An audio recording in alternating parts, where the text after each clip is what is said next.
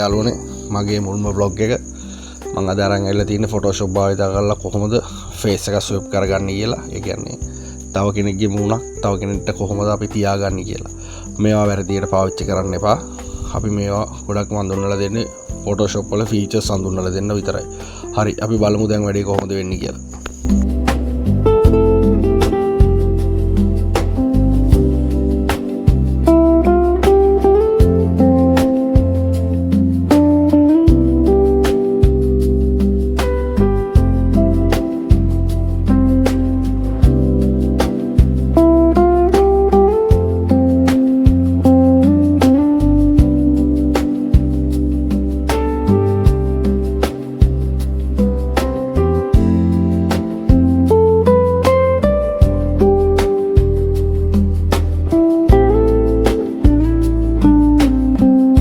දැන් ඔයාලට බලා ගන්න පුළුවන් වැඩේ සාර්ථක වෙලා තියෙනවා.